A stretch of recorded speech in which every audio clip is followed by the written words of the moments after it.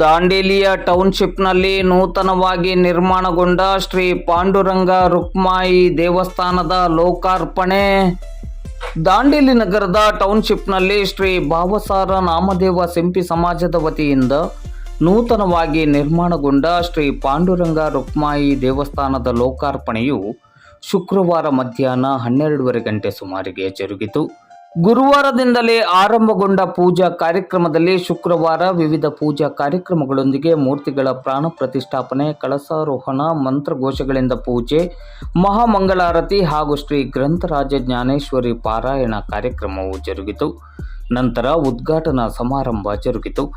ಕಾರ್ಯಕ್ರಮವನ್ನು ಭಾವಸಾರ ನಾಮದೇವ ಸಿಂಪಿ ಸಮಾಜದ ಅಧ್ಯಕ್ಷೆ ಲಕ್ಷ್ಮೀ ಬಸವರಾಜ್ ಬಸ್ಮೆ ಅವರು ಉದ್ಘಾಟಿಸಿದರು.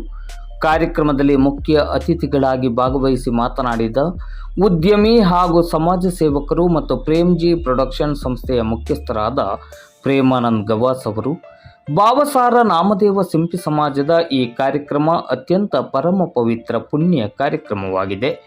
ಮಹಿಳೆಯರೇ ಸಂಘಟಿಸಿಕೊಂಡು 40 ಲಕ್ಷ ರೂಪಾಯಿಗೂ ಅಧಿಕ ಮೊತ್ತದಲ್ಲಿ ದೇವಸ್ಥಾನವನ್ನು ನಿರ್ಮಾಣ ಮಾಡುವ ಮೂಲಕ ಮಹಿಳಾ ಶಕ್ತಿ ಎಂಬುದನ್ನು ಭಾವಸಾರ ಸಿಂಪಿ ಸಮಾಜದ ಮಹಿಳೆಯರು ಸಾದರಪಡಿಸಿದ್ದಾರೆ. ಮಹಿಳೆಯರು ಮನಸ್ಸು ಮಾಡಿದರೆ ಏನು ಮಾಡಬಹುದು ಎನ್ನುವುದಕ್ಕೆ ಜೀವಂತ ಉದಾಹರಣೆ ಏನಾದರೂ ಕೊಡುವುದಾದರೆ ಅದು ಶ್ರೀ ಪಾಂಡುರಂಗ ರುಕ್ಮಾಯಿ ದೇವಸ್ಥಾನ ನಿರ್ಮಾಣ ಎನ್ನುವುದನ್ನು ಅತ್ಯಂತ ಅಭಿಮಾನ ಮತ್ತು ಗೌರವದಿಂದ ಹೇಳಬಹುದು. ಇಂತಹ ಕಾರ್ಯಕ್ರಮದಲ್ಲಿ ಭಾಗಿಯಾಗಬೇಕಾದರೆ ಅದು ಭಾಗ್ಯವಂತರಿಗೆ ಮಾತ್ರ ಸಾಧ್ಯ. ಅಂತಹ ಭಾಗ್ಯವಂತಿಕೆಯನ್ನು ಭಾವಸಾರ ಸಿಂಪಿ ಸಮಾಜ ಒದಗಿಸಿಕೊಟ್ಟಿದೆ ಎಂದರು. ಈ ದೇವಸ್ಥಾನದ ನಿರ್ಮಾಣ ಕಾರ್ಯದ ಸಂದರ್ಭದಲ್ಲಿ ಕೈಲಾದ ಸೇವೆ ಮಾಡಲು ಅವಕಾಶ ಸಿಕ್ಕಿದೆ. ಮುಂದಿನ ದಿನಗಳಲ್ಲಿಯೂ ಶ್ರೀ ಸ್ವಾಮಿಯ ಸೇವೆ ಮಾಡಲು ಸದಾ ನಾನು ಉತ್ಸುಕನಾಗಿದ್ದೇನೆ ಎಂದರು.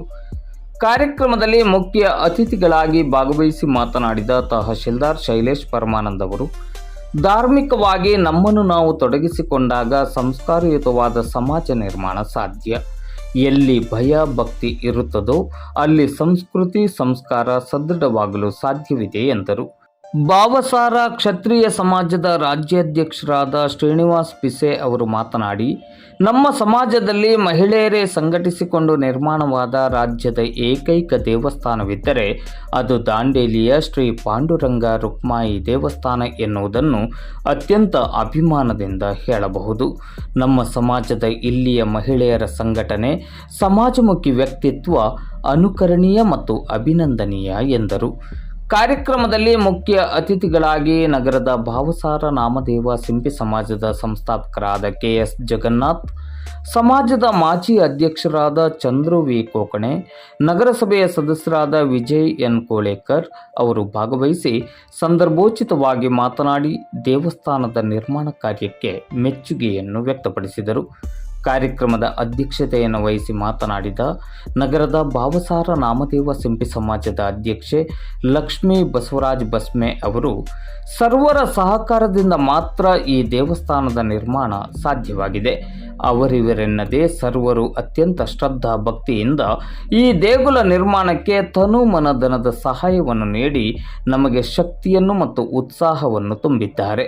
ದೇಗುಲ ನಿರ್ಮಾಣಕ್ಕೆ ಪ್ರತ್ಯಕ್ಷ ಪರೋಕ್ಷ ಸಹಕರಿಸಿದ ದಾನಿಗಳಿಗೆ ಹಾಗೂ ಭಕ್ತಾದಿಗಳಿಗೆ ಮತ್ತು ಸರ್ವರಿಗೂ ನಮ್ಮ ಸಮಾಜ ಸದಾ ಕೃತಜ್ಞತೆಗಳನ್ನು ಸಲ್ಲಿಸುತ್ತದೆ ಎಂದರು. ವೇದಿಕೆಯಲ್ಲಿ ಭಾವಸಾರ ನಾಮದೇವ ಸಿಂಪಿ ಸಹಕಾರಿ ಸಂಘದ ಅಧ್ಯಕ್ಷರಾದ ಪರಶುರಾಮ್ ಎಂ ಮಹೇಂದ್ರಕರ್, ಭಾವಸಾರ ನಾಮದೇವ ಸಿಂಪಿ ಸಮಾಜದ ಸಿದ್ದಾಪುರ ತಾಲೂಕು ಅಧ್ಯಕ್ಷರಾದ ಅಮರನಾಥ್ ಭಟ್ಟಿ, ದಾಂಡೇಲಿಯ ಭಾವಸಾರ ನಾಮದೇವ ಸಿಂಪಿ ಸಮಾಜದ ಮಹಿಳಾ ಮಂಡಳ ಸಮಿತಿಯ ಅಧ್ಯಕ್ಷೆ ರಾಜೇಶ್ವರಿ ಬೇಂದ್ರೆ, ದಾಂಡೇಲಿಯ ಭಾವಸಾರ ನಾಮದೇವ ಸಿಂಪಿ ಸಮಾಜದ ಪದಾಧಿಕಾರಿಗಳಾದ ಮಂಜುಳಾ ಪ್ರಹ್ಲಾದ್ ಬೇಂದ್ರೆ, ನೇಹಾ ಪ್ರಶಾಂತ್ ಅಚಲ್ಕರ್, ದೀಪಾ ಗಣೇಶ್ ಬ್ಯಾಡಗಿ, ದೀಪಾ ಸಂತೋಷ್ ಬುಲ್ಬುಲೆ ಮೊದಲಾದವರು ಉಪಸ್ಥಿತರಿದ್ದರು. ದಿವ್ಯಾ ಬಿಂಗೆ ಸ್ವಾಗತಿಸಿದ ಕಾರ್ಯಕ್ರಮಕ್ಕೆ ಶಿಲ್ಪಾ ಬಿಂಗೆ ವಂದಿಸಿದರು. ಸಮಾಜದ ಪ್ರಮುಖರಾದ ಚಂದ್ರಕಾಂತ್ ಕ್ಷೀರಸಾಗರ್ ಅವರು ಭಾವಸಾರ ನಾಮದೇವ ಸಿಂಪಿ ಸಮಾಜ ಬೆಳೆದು ಬಂದ ಹಾದಿಯನ್ನು ವಿವರಿಸಿದರು. ಕಾರ್ಯಕ್ರಮದಲ್ಲಿ ಹೆಚ್ಚಿನ ಸಂಖ್ಯೆಯಲ್ಲಿ ಭಕ್ತಾಭಿಮಾನಿಗಳು ಭಾಗವಹಿಸಿದರು. ಸಭಾ ಕಾರ್ಯಕ್ರಮ ಮುಗಿದ ನಂತರ ಮಹಾಪ್ರಸಾದ ವಿತರಣೆ ಜರುಗಿತು. ಮಹಾಪ್ರಸಾದ ವಿತರಣೆಯು ಶುಕ್ರವಾರ ಸಂಜೆ 4 ಗಂಟೆಯವರೆಗೂ ಜರುಗಿತು.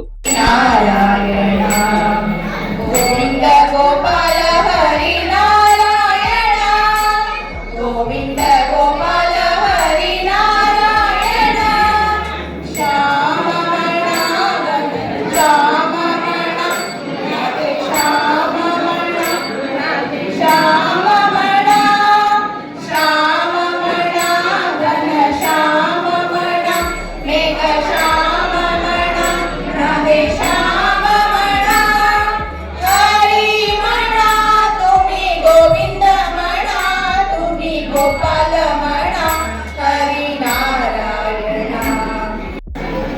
ದಾಂಡೇಲಿಯಲ್ಲಿ ಪ್ರಥಮ ಕಲ್ಯಾಣ ಯಾಕಪ್ಪ ಅಂದ್ರೆ ಅದು ನಮ್ದು ಬಾಬಾಸಾಹೇಬ್ ನಾಮದೇವ್ ಶಿಲ್ಪಿ ಸಮಾಜದ ಕಟ್ಟಡ.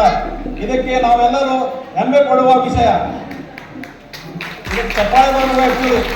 ದಾಂಡೇಲಿಯಲ್ಲಿ ಯಾವಾಗಲೂ ಇದ್ದಿದ್ದಿಲ್ಲ. ಇದು ನಮ್ಮ ಕಟ್ಟಾಪರವರು ಹಾಗೂ ಅವರ ತಂಡದಿಂದ ನೆರವೇರಿಸಿಕೊಟ್ಟಂತ ಕಟ್ಟಡ ಪ್ರಪ್ರಥಮವಾಗಿ ದಾಂಡೇಲಿಯಲ್ಲಿತ್ತು. ಹಾಗೆ ಮುಂದುವರೆದೆ ಡಾಕ್ಟರ್ ಕಟಾಕರ್ 2003ರಲ್ಲಿ ಅಗಲಿದ ನಂತರ ಶ್ರೀ ವೆಂಕಟೇಶ್ ಪಗಡೆ ಅವರ ಅಧಿಕಾರ ವಹಿಸಿಕೊಂಡರು. ಅವರ ಜೊತೆ ನಮ್ಮ ವೇದಿಕೆ ಮೇಲಿದ್ದಂಥ ಕೆ ಜಗನ್ನಾಥ್ ಅವರಿದ್ರು. ಹಾಗೆ ದಿವಂಗತರಾದ ಶ್ರೀ ಅಶೋಕ್ ಶಿವಸಾಗರ್ ಅವರು ಕೂಡ ಇವರ ಒಂದು ಟೀಮ್ ಮುಖಾಂತರ ಸಮಾಜದ ಸಂಘಟನೆಯಲ್ಲಿ ಅವರು ಕೆಲಸ ಮಾಡಿ 2013ರಂದು ಶ್ರೀಯುತ ಚಂದ್ರು ವಿ ಕೊಂಕಣಿ ಅವರಿಗೆ ಅಧ್ಯಕ್ಷತೆಯನ್ನು ವಹಿಸಿಕೊಟ್ರು. ದೇವಸ್ಥಾನನ ಇಷ್ಟು ಸಂತೋಷವಾಗಿ, ಇಷ್ಟು ಸಂತೋಷ ಭರಿತವಾಗಿ ಅದು ಅಭಂಗಗಳನ್ನ ಆಡ್ತಾ ದೇವಸ್ಥಾನನ ಉದ್ಘಾಟನೆ ಮಾಡ್ತಿದ್ದಾರೆ ಅಂತ ಹೇಳಿದ್ರೆ ನಾನು ನೋಡ್ತಾ ಇರೋ ಪ್ರಕಾರ ಇದೇ ಪ್ರಪ್ರಥಮ ಅನ್ಕೊಳ್ತೀನಿ. ನಾನು ಮಹಿಳೆಯರೆಲ್ಲ ಸೇರಿ ಮಾಡಿರ್ತಕ್ಕಂಥ ದೇವಸ್ಥಾನ ಅಂತ ಹೇಳಿದ್ರೆ ಪ್ರಥಮ ಅಂತ ಹೇಳಿದ್ರೆ ಮೋಸ್ಟ್ಲಿ ದಾಂಡೇಲಿ ಅಂತ ಹೇಳೋದಕ್ಕೆ ಹೆಮ್ಮೆ ಇದೆ. ನಾವು ಕರ್ನಾಟಕ ರಾಜ್ಯಾದ್ಯಂತ ಎಲ್ಲ ಕಡೆ ಓಡಾಡ್ತೀವಿ. ಎಲ್ಲ ಕಡೆ ಗಂಡಸರು ನಿಂತಿರ್ತಾರೆ, ಸಮಾಜನ ನಡೆಸ್ತಾರೆ, ಮುಂದುವರ್ಸ್ಕೊಂಡು ಹೋಗ್ತಾ ಇದ್ದಾರೆ, ಬರ್ತಾ ಇದ್ದಾರೆ. ಆದ್ರೆ ಮಹಿಳೆಯರು ನಡೆಸ್ಕೊಂಡ್ ಬಂದಿರೋದು ಪ್ರಪ್ರಥಮವಾಗಿ ನಾನು ಕಂಡಿರೋದೇ ದಾಂಡೇಲಿ. ಇರ್ತಕ್ಕಂಥ ಅಧ್ಯಕ್ಷರೇ ಒಗ್ಗಟ್ಟಿನಲ್ಲಿ ಬಂದು ಒಗ್ಗಟ್ಟಿನಲ್ಲಿ ನಾವು ಹೋಗೋಣ ಅಂತ ಮಾಡಿದರೆ ನಿಜವಾದ ಅದಕ್ಕೆ ಬಹಳ ಸಂತೋಷ ಪಡಬೇಕು.